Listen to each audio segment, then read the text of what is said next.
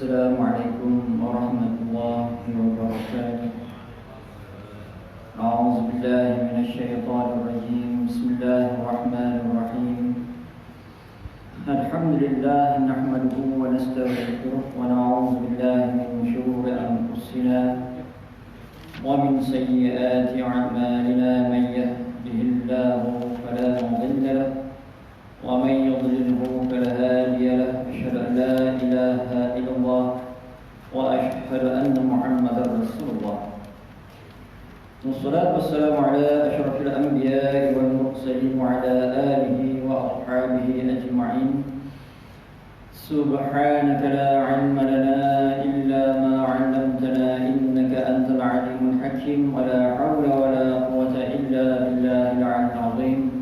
رب اشرح لي صدري ويسر لي أمري واحلل عقدة من لساني يفقهوا قولي. أما بعد، فيا عباد الله اتقوا الله وأوصيكم وإياي بتقوى الله فقد فاز المتقون. أما بعد، Alhamdulillah kita rafa'kan setinggi-tinggi pujian kepada Allah Subhanahu wa taala. Dan kita bersyukur kepada Allah Subhanahu wa taala kerana dengan limpah kurnia taufik dan hidayah Allah Subhanahu wa taala dapat kita menyambung kembali kuliah menggunakan kitab Idaman Penuntut pada bahagian ibadah. Yang Idaman Penuntut adalah merupakan kitab yang membincangkan ilmu fiqh. Ilmu fiqh memberi maksud ilmu syarak, yakni ilmu berkenaan dengan hukum hakam kepada mukallaf yang berdasarkan atau bersandarkan kepada sumber yang tetap, yakni Al-Quran hadis. Itu ilmu fiqh. Ilmu fiqh adalah hukum berkenaan dengan amali mukallaf, yakni perbuatan mukallaf yang bersumber daripada sumber yang tetap Al-Quran dan hadis. Dan kitab Idaman Penuntut ini adalah merupakan kitab fiqh dalam mazhab Syafi'i ataupun Asy-Syafi'iyah.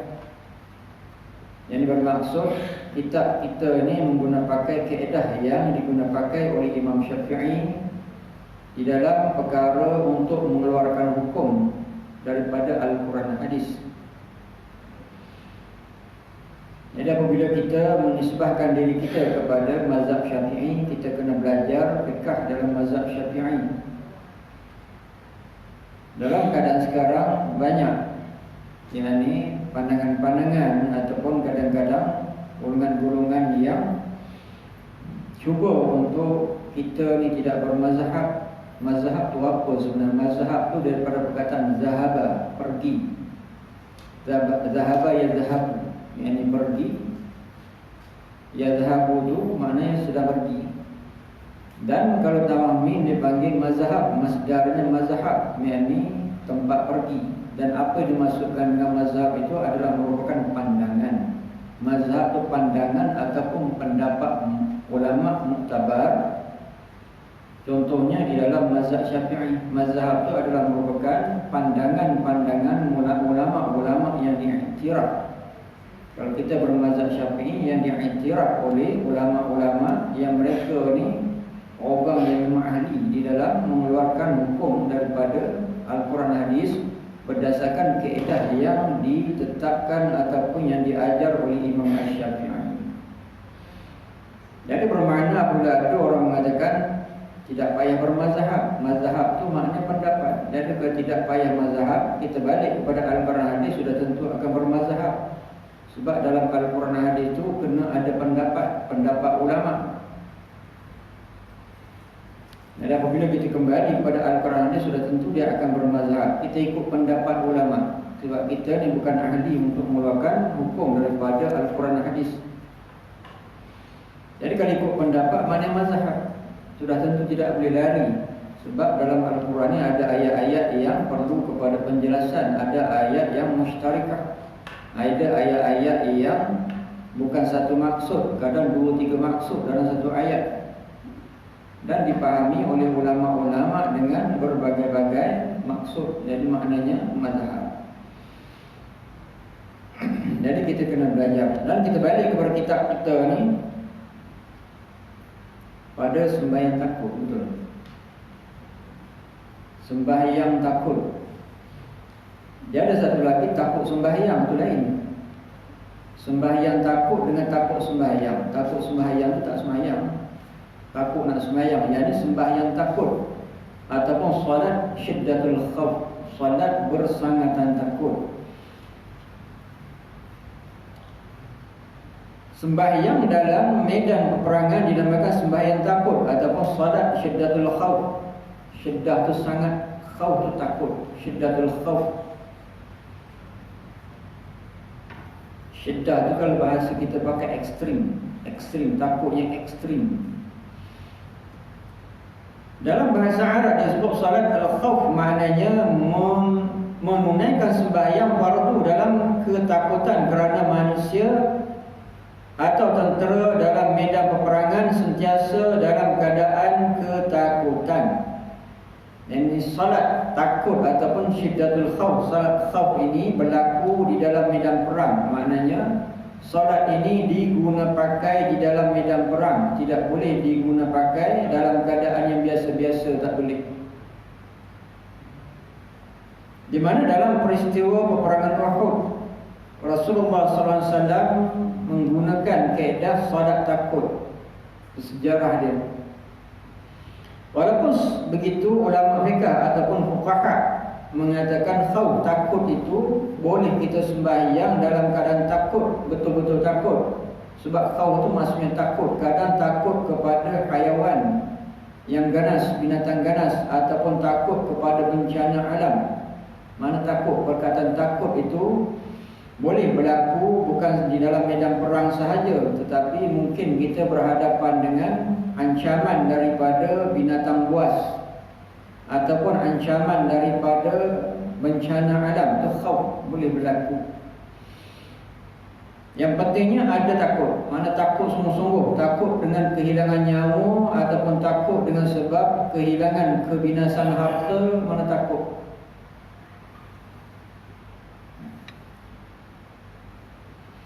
Maka caranya sembahyang ini ada 4 macam. Ada 4 jenis sembahyang takut ni. Dia ada peringkat yang kurang sikit takut dan kemuncak kepada takut. Jadi kita baca dengan agak raju sikit lah. Sebab apa? Jarang sangat berlaku kepada kita. Cuma ambil ibrah, boleh ambil ibrah. Kalau boleh kita gabung malam ni 2 tajuk sekali. Saya dimaklumkan ada mesyuarat. Tak ada? Oh tak ada? Oh tak ada? Okey.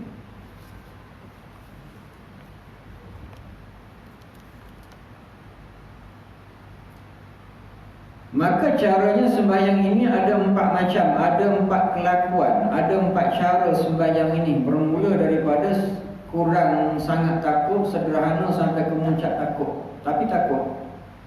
Pertama, musuh berada di tempat yang bukan pihak kiblat. Dan bilangan mereka itu sedikit, manakala orang muslimin lebih ramai, serta ada cukup kekuatan boleh bertahan. Dalam keadaan semacam ini, apabila hendak sembahyang, imam adalah membahagikan tentera muslimin kepada 2 pasukan. Satu pasukan berjaga menghadap musuh sebelah hadapan imam, dan pasukan yang kedua diperintahkan berbaris di belakang imam. Ia pun sembahyang bersama mereka yang di belakang imam. Yani cara yang pertama ni musuh tak berapa ramai. Walaupun sebegitu, musuh duduk di belakang orang yang nak sembahyang, maknanya bukan di depan. Dan dalam kes ini, imam naklah membagi kepada 2 bahagian, 2 pasukan. Satu pasukan duduk di depan imam, dan pasukan yang depan imam itu dia melihat ke belakang sebab musuh di belakang makmum. Dan satu kelompok daripada makmum solat berjamaah dengan imam. Jadi bermaksud di sini juga, walaupun dalam keadaan macam ni kecamuk perang, tetap dituntut untuk solat secara berjamaah. Lebih-lebih lagi kita faham apabila dah perang, yakni kita berhadapan dengan antara dua, sama ada hidup ataupun mati. Dan kalau kita tahu yang kita ni akan mati, sudah tentulah kita akan memperbanyakkan amal soleh dalam keadaan yang di antara hidup dan mati. Dan di antara amal soleh di sini dianjurkan kepada kita di mana untuk solat, tetap solat secara berjamaah. Jadi bermaksud tidak boleh tinggalkan solat. Solat ni wajib ditunaikan. Inna solata kanat 'alal mu'minina kitaban mawquta. Sesungguhnya sembahyang tu 'alal mu'minin, ke atas orang beriman, adalah kewajipan mengikut kepada waktu. Apabila tiba waktu, wajib solat. Selagi apa? Selagi seseorang tu ada akal, dia wajib solat. Yang tak wajib solatnya kanak-kanak sehingga dia balik. Yang tak wajib solat seorang tidur sehingga dia bangun. Yang tak wajib solatnya seorang gila sehingga dia siuman. Apabila satu orang tu ada akal dan dia balik, wajib dia solat. Sehingga kalau kita lihat di dalam contoh yang pertama ini, wajib solat walaupun dalam keadaan pegang secara berjamaah. Jadi solat tu tidak ada alasan, tidak ada excuse untuk tidak solat, tidak ada alasan.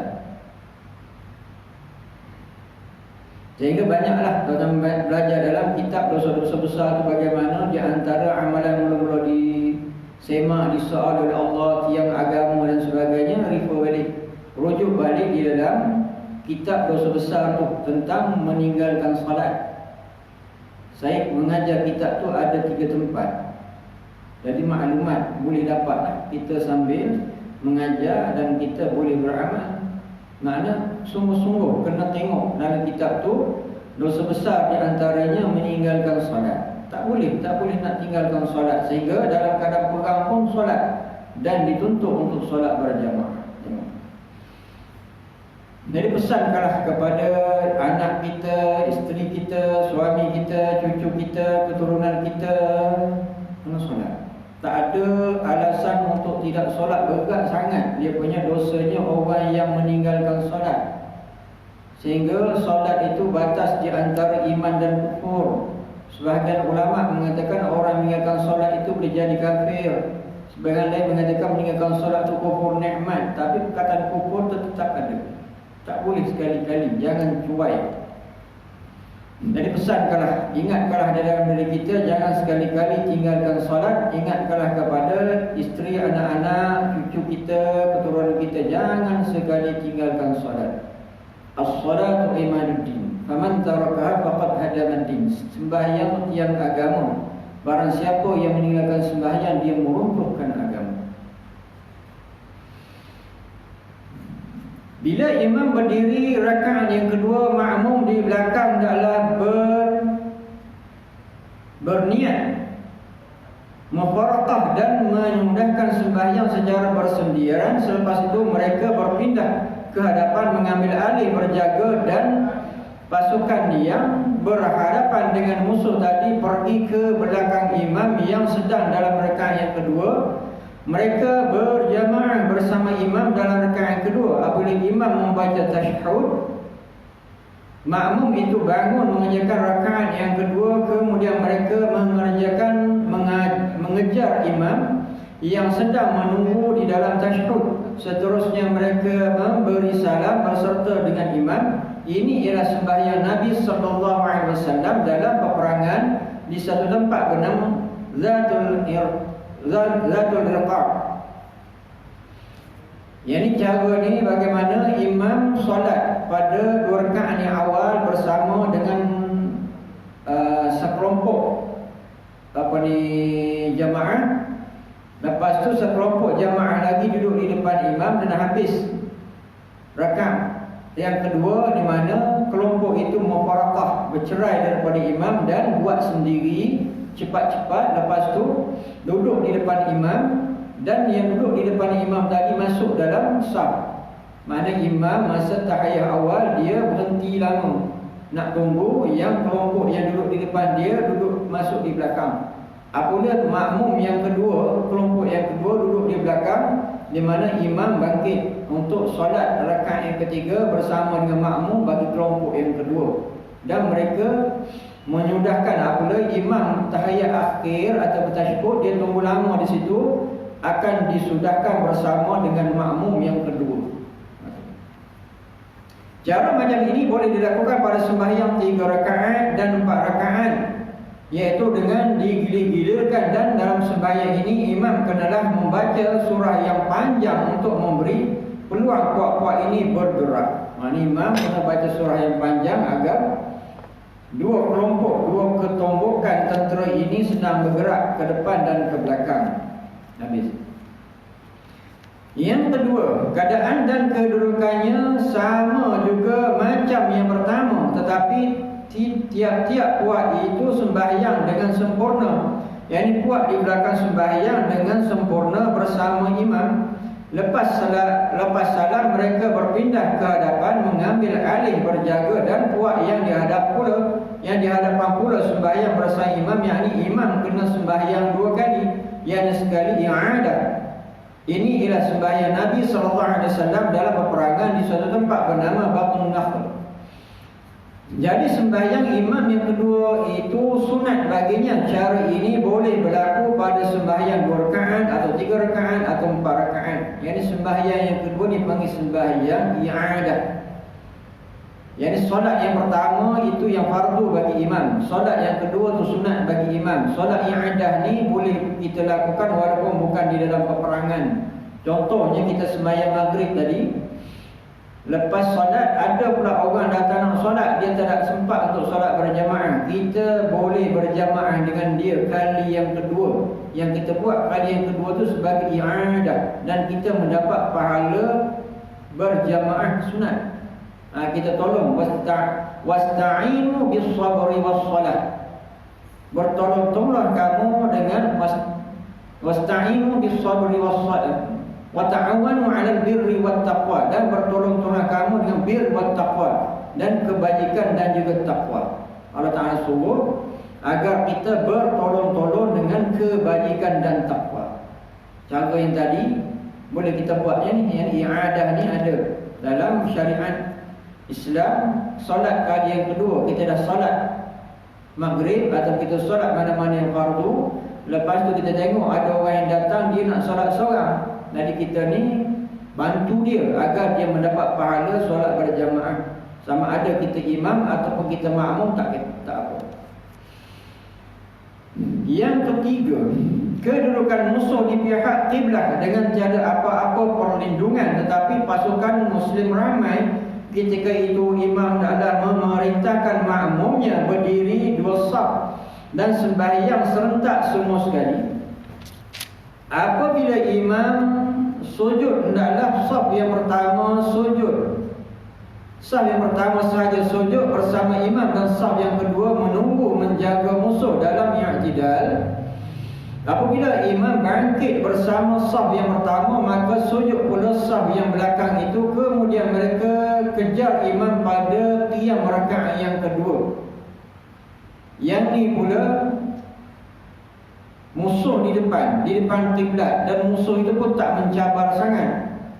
Dalam keadaan ini, makmum dipecahkan kepada 2 bahagian. Satu bahagian mana ikut imam, masuk dalam takbiratul ihram sama, bertakbiratul ihram pada rakaat yang awalnya bersama dengan imam. Cuma apabila imam sujud, yang pertama, yang belakang tu, jadi yang saf yang pertama ikut imam sujud, yang belakang saf yang pertama mereka tunggu sehingga yang kedua yang di depan tu naik untuk dia qiyam. Yang kedua ni dia buat, lepas tu dia bangkit untuk pada rakaat yang kedua. Dia tunggu rakaat yang kedua. Lepas tu kedua saf rukuk dan i'tidal bersama-sama imam. Lepas itu apabila imam sujud rakaat yang kedua, hendaklah saf yang kedua berpindah ke hadapan dan sujud bersama imam, dan saf yang pertama berpindah ke belakang berkawal masa dalam i'tidalnya tadi. Lepas itu mereka kejar imam dalam tasyahud dan semuanya memberi salam bersama imam. Inilah sembahyang yang dilakukan oleh Nabi SAW di tempat bernama Asfan yang di tengah jalan Madinah. Cara ini juga boleh dilakukan sembahyang 3 dan 4 rakaat. Maknanya untuk rakaat yang kedua ni, yang saf yang belakang duduk yang depan pula, jadi gilir ke belakang. Maknanya yang depan tu dia akan ikut imam, yang belakang tu dia akan sembahyang sendiri dan akan jumpa di masa qiyam. Begitulah seterusnya. Maknanya setiap orang tu akan dapat sekurang-kurangnya 1 rakaat, dia akan ikut imam. Rakaat yang lain dia sendiri, dia akan jumpa masa qiyam. Mana dia gilir. Di mana Islam memang akan menuntut keadilan. Bukan yang depan saja mendapat ikut imam, tapi yang belakang pun akan masuk ke depan, yang depan akan pergi ke belakang. Di mana yang depan tu akan ikut imam cara biasa. Jadi gilir-gilir. Yang keempat, sembahyang ketiga sangat takut dalam bahasa Arab disebut sebagai syiddatul khawf. Sama ada peperangan itu sudah sampai had beradab-adab atau sekiranya pasukan muslimin berpaling daripada musuh barang yang sedikit pun,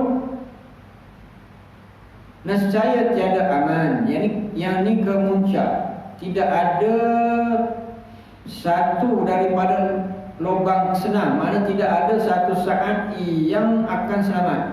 Setiap masa, setiap ruang akan digunakan oleh musuh untuk menyerang. Dalam keadaan dipanggil sebagai syiddatul khawf. Maknanya solat jenis yang pertama, kedua dan ketiga tidak boleh diimplement, di-apply di dalam solat yang ketiga ni, yang keempat ni. Sangat-sangat takut. Ruang yang terdedah saja musuh akan menyerang. Dalam keadaan macam mana? Dalam keadaan begini, hendaklah pasukan itu sembahyang ikut dapat berjalan kaki atau menunggang kuda menghadap kiblat atau tidak. Jika tak boleh dan sah mengikut antara satu dengan yang lain sekalipun, imam sebelah hadapan atau sebelah belakang masing-masing menghadap di mana-mana pihak, tak kira diuzurkan perbuatan yang banyak seperti menentang musuh berturut-turut beberapa kali dan harus mereka memegang pedang yang kena najis yang banyak kerana terpaksa tetapi kena qada sembahyang ini pula kerana keuzuran itu. Jarang berlaku najis yang banyak pada pedang. Sungguh pun demikian mereka tidak diuzurkan bercakap atau berteriak. Tengok dia ada nota kaki pun. Ini cara sembahyang dalam peperangan zaman dahulu, yakni zaman pedang dan tombak. Adapun peperangan zaman moden ini sudah lain. Kita tak nampak apa tu. Antara kedua-dua yang bermusuh jarak jauh. Pada pendapat saya, peperangan kepada imam terpulang. Pada pendapat saya, pengarang kitab ini terpulang kepada imam. Tentera sendiri mengatur, wallahu a'lam. Peperangan cara solat yang keempat ni pernah berlaku dalam peperangan Hunain. Dalam keadaan sungguh berkecamuk, di mana di pedang tu ada darah, dan darah ni sebenarnya darah di pedang tu dia tidak banyak, dia tidak meleleh-leleh. Yang meleleh-leleh darah tu cerita aja. Cerita kan darah tu banyak di pedang. Dia di pedang ni kalau pedang yang tajam tu dia tidak melekat pun, dia punya darah sikit. Di mana darah yang sedikit itu kalau buat sembahyang tetap dimaafkan oleh syarak. Itu maksud dia. Cuma yang dalam filem-filem dia banyak darah kat pedang. Kalau pedang pegang ni tak lekat banyak, dia tajam pedangnya. Ini satu daripada contoh. Ini berlaku masa peperangan Hunain. Di waktu ini, yang ini tentera Islam ramai, tetapi timbul satu perasaan yang mereka ni bangga dengan sebab ramai. Allah Ta'ala uji peringkat pertama peperangannya mereka tewas. Di mana sehingga Rasulullah SAW pun hampir yakni menemui ajal peperangan Hunain. Di mana pada separuh masa yang kedua, sahabat-sahabat yang besar ini mengambil alih tugas itu untuk menyatukan tentera-tentera Islam yang ramai itu. Barulah Islam itu menang. Habis. Jadi ini adalah merupakan cara yang keempat. Dan cara keempat ini mungkinlah cara solat yang macam ni berlaku dalam peperangan moden mungkin lah. Sebab apa? Kalau peperangan moden ni mana boleh kita nak berdiri solat begitu. Berdiri solat begitu kena tembak lah. Jadi maknanya sembahyang cara yang macam mana? Sambil meniarap. Kalau solat berjamaah, imam merangkak ke depan, makmum merangkak ke belakang, imam terjun dalam lubang, makmum panjat bukit dan sebagainya lah. Maknanya sahabat ni gemar solat berjamaah. Mereka tidak akan biarkan solat jamaah itu berlalu. Mereka tetap solat berjamaah. Dan boleh berlaku juga dalam solat yang keempat ini. Tata cara solat yang keempat ni mungkin berlaku kita ni dikejar haiwan, boleh juga. Kita pergi ke hutan, jadi kita solat. Lepas tu kita solat, rupanya makmum kita harimau. Kita Allahu Akbar, dia pun belakang Allahu Akbar. Jadi macam mana kita solat? Jadi kita lari. Apa kita lari? Kita lari, kita boleh rukuk dan boleh sujud. Kadang lari, maknanya tetap solat tu dibuat. Naik bukit kejar, rimau kejar kita naik bukit, kita terjun parit, rimau terjun parit kejar kita, kita dalam keadaan solat. Maknanya contoh ni dalam keadaan yang amat takut. Tapi kebarangkalian yang besarnya kalau kita macam tu tak solat lah. Kan? Kita sujud-sujud, bangkit orang kat belakang memang tak ingat pula.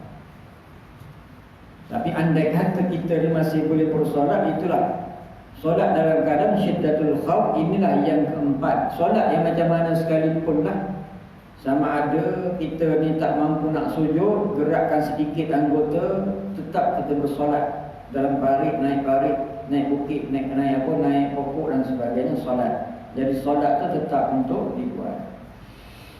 Habis. Ada muskil? Tak ada. Mari kesimpulannya, solat mesti nak dibuat. Walaupun dalam keadaan macam mana sekalipun dibuat. Kalau kita ni terbaring di katil hospital tu, kita masih dalam keadaan sedar, memang wajiblah kena buat. Dalam pegang pun dibuat. Apatah lagi kita duduk di katil hospital masih dalam keadaan sedar, masih dalam keadaan akal kita tersiuman. Cuma mungkin sebahagian anggota kita tidak dapat digerakkan. Dan dalam keadaan itu ramai orang tidak bersolat. Dah duduk di katil hospital, ambil alasan tidak mau bersolat, tak boleh. Selagi akal ada, mesti wajib nak solat.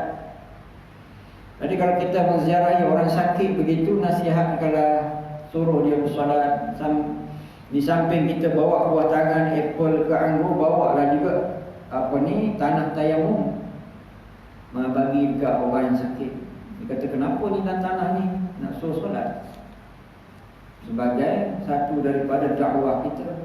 Kalau tidak, kot-kot besok dia claim kita, kenapa di hari akhirat besok dia datang ziarah saya, dia bawa anggur, dia bawa buah-buahan, tapi dia tak suruh saya solat. Sedangkan dia abang saya, dia adik saya. Di hari akhirat besok orang akan cari peluang untuk claim sebab kita tak tegur. Tegurkanlah, suruh solat. Kalau kita dah tegur tak nak buat, itu masing-masing punya. Kita dah tegur.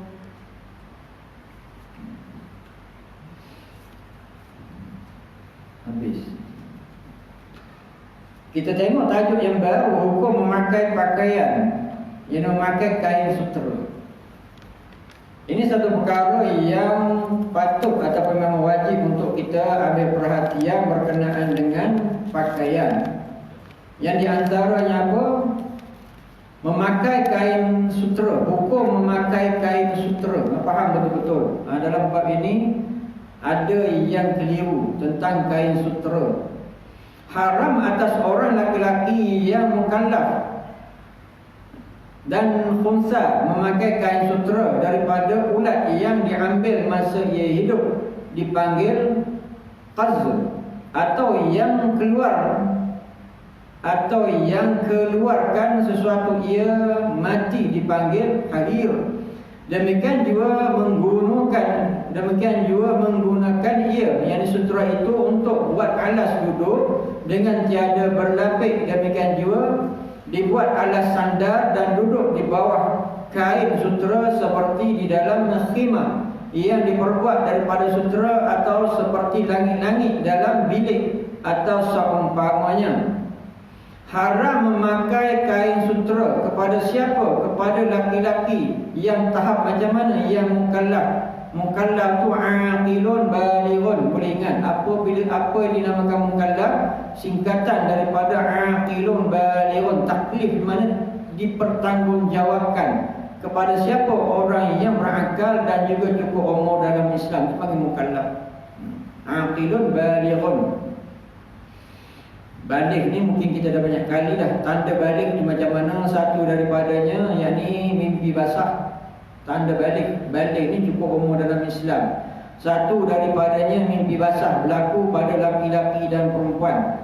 Yang keduanya keluar darah haid berlaku kepada perempuan sahaja. Yang ketiganya beranak berlaku pada perempuan sahaja. Yang keempatnya 15 tahun ke atas laki-laki dan perempuan. Ulama-ulama mengatakan tahap itu dan ke atas sudah baligh.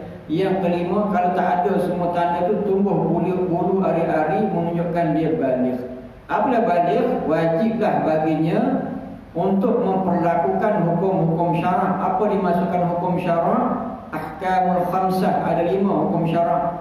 Wajib, sunat, haram, makruh dan juga harus dipanggil hukum syarak. Ada satu lagi hukum wadai. Hukum wadai itu apa? Rukun syarat, sah, batal dan manit dan juga manit itu adalah hukum wadai.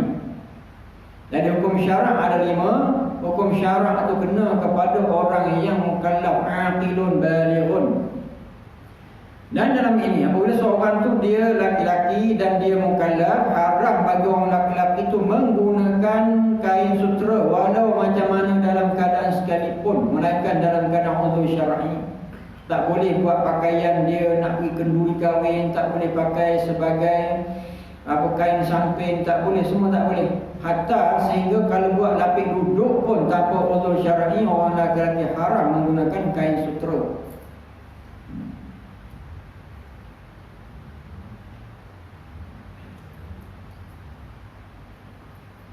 Orang perempuan haruslah pakai kain sutera. Hatta orang lelaki ni, kalau dia punya mayat laki-laki ni kita kafan dengan kain sutera, haram. Orang hidup tu berdosa sebab memakaikan kain sutera kepada orang yang mati. Orang mati tak berdosa lah sebab dia tak berkuasa untuk menolak benda tu. Tak boleh. Melainkan orang tu ada uzur syar'i. Contohnya uzur syar'i, dia badan dia kalau pakai kain cotton mungkin akan jadi berpudis dan sebagainya, boleh pakai kain sutera sebagaimana pernah berlaku pada para sahabat. Ini kita ingat ni, walaupun kita orang kaya macam mana sekalipun, laki-laki tak boleh pakai sutera. Dan perlu kita ingat, sutera tu bukan najis. Tak boleh pakai ni bukan sebab najis. Kadang di sini orang salah faham, sutera tu dianggap najis. Bukan najis. Ada 2 binatang yang keluar daripada dubur dia tidak najis, ataupun keluar daripada muntahnya tidak najis. Satunya sutera, yang keduanya madu. 2 binatang ini keluar daripada dubur ataupun mulut sebagai muntah umpamanya, Islam tidak mengatakan dia sebagai najis. Yang satu lagi boleh kita katakan sebagai apa ni, minyak air wangi, apa tu? Kasturi. Kasturi itu daripada perut kijang. Itu pun katanya daripada darah kijang. Ada 3 lah. 3 ni Islam kata tidak najis, walaupun asal dia macam najis. Darah tu najis, tapi keluar daripada pusat kijang bukan najis. Dia panggil kasturi. Yang keluar daripada mulut madu walaupun dia umpama muntah tapi tidak najis. Yang keluar daripada dubur ulat sutera walaupun umpama najis tapi tidak najis dalam Islam. Ada satu lagi minyak wangi daun, dia panggil ambar. Ambar tu adalah minyak daripada muntah ikan besar, tu ambar. Jenis-jenis ni ada disebut dalam kitab-kitab fiqh. Kadang-kadang tu kita ingat masa kita duduk mengaji dulu, tu guru ulang, lama kita ingat sampai sudah. Benda ini memang ada dalam kitab-kitab fiqh. Jadi bermaksud sutera ni bukan najis. Tak boleh dipakai ni bukan najis. Macam emas. Emas tu laki-laki tak dipakai bukan sebab najis, tapi haram bagi laki-laki memakai emas dan sutera. Dan juga haram masuk ke dalam kain seperti yang dipakai oleh perempuan, yakni sepakaian selain daripada itu. Okey. Ini jarang berlaku ni, tapi kalau berlaku, maksudnya isteri kita pakai kain sutera, kita masuk sekali dalam kain tu.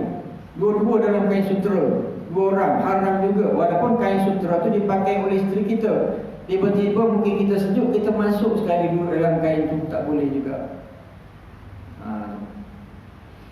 Selain daripada itu, haram atasnya menulis atas kain sutera. Begitu juga tidak boleh menggunakan kain sutera itu sebagai kertas ataupun tempat untuk menulis. Dibuat tabir pada dinding atau langsir tingkap dan memakaikan binatang dengannya. Harus dipakai kain sutera kepada. Jadi tak boleh lah orang lelaki dalam keadaan ni tak boleh jadikan kelambu sutera, tak boleh jadikan langsir bilik kita sutera lelaki, tak boleh. Tu jarak jelas tidak boleh. Boleh tengok dia punya sandarannya di bawah. Kitab saya ni tak berapa terang dia punya tu.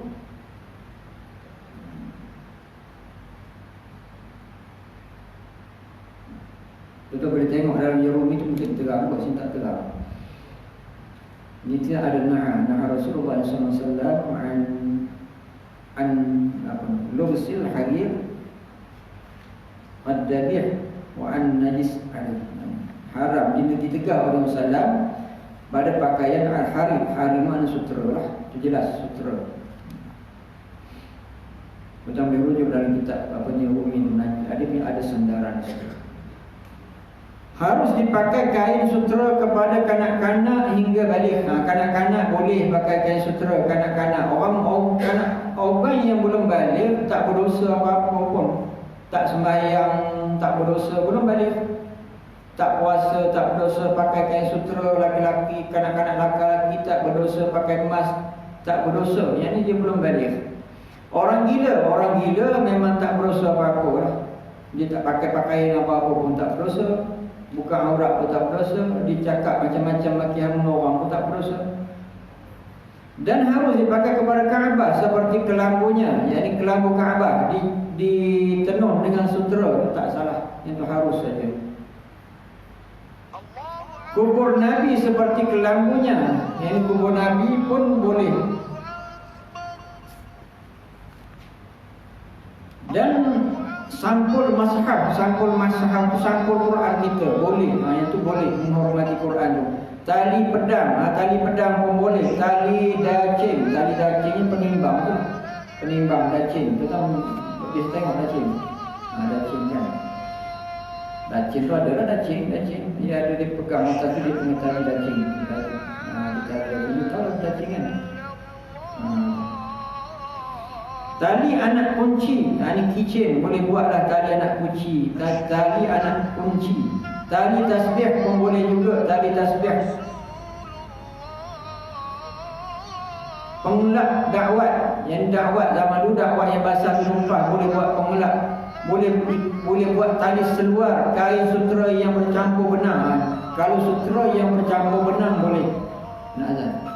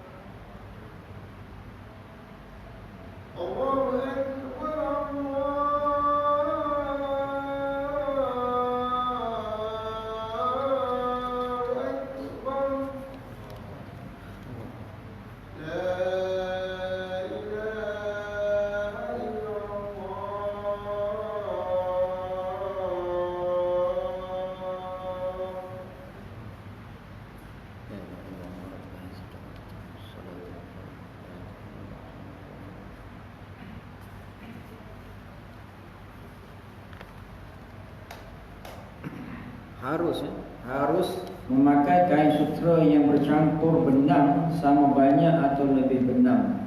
Maknanya sutera yang bercampur, yang bukan pure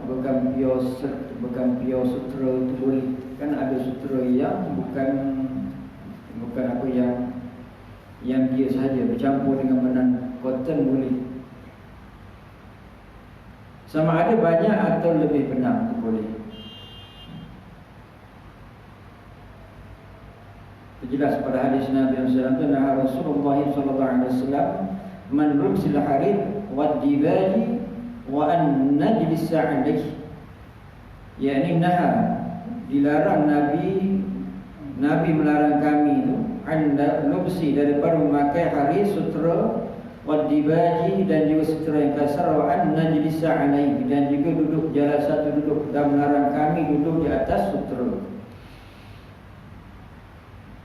Harus bagi orang laki-laki dan khunsa memakai kain sutera kerana darurah. Di mana pada awal tajuk tadi laki-laki dan khunsa tak boleh memakai sutera. Khunsa tu apa? Khunsa ni orang yang ada dua alat, dua jantina. Sama ada khunsa wadih ataupun khunsa musykil. Khunsa wadih ni dia dua-dua alatnya berfungsi. Musykil ni salah satunya lah berfungsi, di mana dipanggil khunsa. Yang satu lagi itu yang laki-laki, tapi dia beranggapan dalam dirinya ada wanita. Dia kata dalam jiwanya ada wanita, yang tu laki-laki. Cuma dia merasai ataupun dia perasan dalam dirinya ada jiwa wanita dan dia berperwatakan seperti wanita, itu laki-laki. Yang kalau macam tu dia kena duduk dalam saf laki-laki, sebab laki-laki cuma dia lembut sikit, dia panggil orang laki-laki yang tu. Kalau yang tu ada dalam saf wanita, kena tolak, dia duduk tempat laki-laki, sebab dia laki-laki.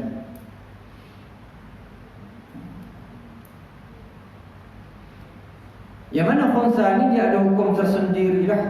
Khunsa, di mana khunsa ni sama hukum laki-laki, dia tidak boleh memakai sutera, melainkan harus bagi orang-orang laki-laki dan khunsa memakai kain sutera kerana darurah, seperti sangat panas atau sangat sejuk yang boleh membawa mudarat kepada orang itu jika tidak memakai sutera. Walaupun sebegitu dalam keadaan darurah, ad-darurah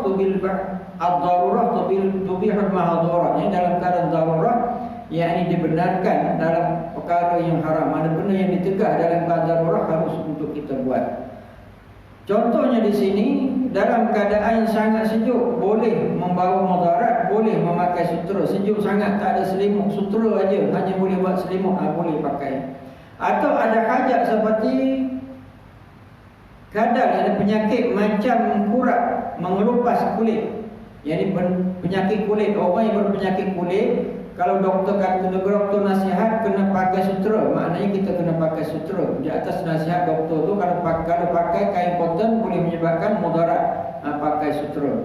Di mana pernah berlaku kepada sahabat Rasulullah SAW yang dia ni berpenyakit kulit, dan keharaman sutera tu berlaku pada zaman dia, dan mengadu kepada Nabi SAW suruh dia pakai kain sutera.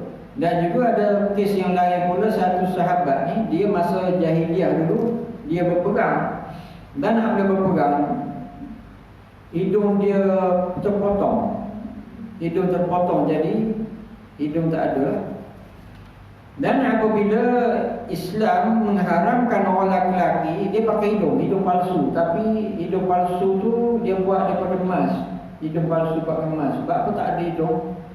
Yang mana apabila Islam mengharamkan emas, dia buat dengan besi. Apabila buat dengan besi, hidungnya jadi tak selesa, jadi sejuk berair.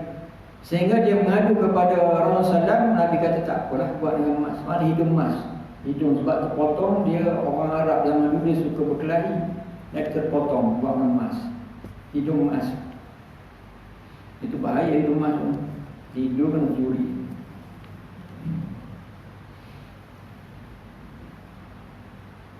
Jika pakai kain bukan sutera dan saya pedih yang demikian, termasuklah kurat juga, atau banyak kutu dan tuma. Jika memakai kain lain daripada sutera, demikian juga harus dibuat tampalan ataupun telapuk daripada sutera sekadar 4 jari lebar, dan jangan lebih berat sutera daripada benangnya. Dibuat sulam demikian juga, dan dibuat lapis tepi baju, leher baju. Jadi kalaulah baju terkoyak boleh tampal dengan sutera, ataupun kita buat collar baju masih boleh. Yang bawah ni cotton tapi collar dengan sutera masih boleh sebab sedikit. Adapun kain yang dicelup dengan za'faran, yang kuma-kuma, sama ada ke semua. Kain itu separuhnya hukumnya haram dipakai, tetapi kain yang dicelup dengan kesumber hukumnya makruh dipakai. Za'faran ni dia sejenis bahan untuk masak kan, za'faran. Dan orang lelaki tak boleh dicelup dengan za'faran untuk buat pakaian bagi lelaki. Kesumber ni jenis bahan untuk celup makruh. Sebagaimana haram atas lelaki memakai sutera, begitu juga haram atasnya memakai emas, sama ada banyak atau sedikit, seperti cincin emas. Dan orang lelaki haram dia memakai pakaian yang beremas, seperti cincin emas, seperti gigi emas, tak boleh. Orang lelaki pakai gigi emas. Zaman dulu kan orang pakai gigi emas, dia senyum nampak emas. Yang harus bagi mereka hanya memakai cincin perak saja, itu pun jangan melampau sampai lebih daripada adat orang yang sebaya darajahnya dengannya. Jika lebih, nescaya haram. Yang cincin ni secara adatnya lah di mana memakai cincin itu sunnah Rasulullah SAW. Walaupun sebegitu, jari mana yang dipakai? Jari ini saja boleh. Yang tengah ni memang tak boleh. Yang ni tak boleh dan tak boleh. Yang boleh pakai cincin 2 jari ni. Yang tengah ni kalau ibu jari lagi tak boleh pakai cincin. Dan orang lelaki ni boleh pakai cincin perak, daripada perak. Dan satu lagi swasa tu dia beremas kan, campur emas. Yang swasa tu kalau ada campur emas saja tak boleh pakai. Orang perempuan harus memakai sutera dan memakai emas dari berbagai-bagai jenis, bentuk dan gaya, seperti cincin, rantai, loket, gelang dan sebagainya, selagi tidak lebih daripada 200 misqal, yakni pada gelang. Nah, orang perempuan boleh pakai emas dan juga sutera. Cuma kalau kita lihat, maknanya tidak boleh melampau lebih lah. Dalam keadaan adat kita ni, tak silap saya, pusat zakat dia ada tetapkan berapa kadar kan, zaman yang sekarang.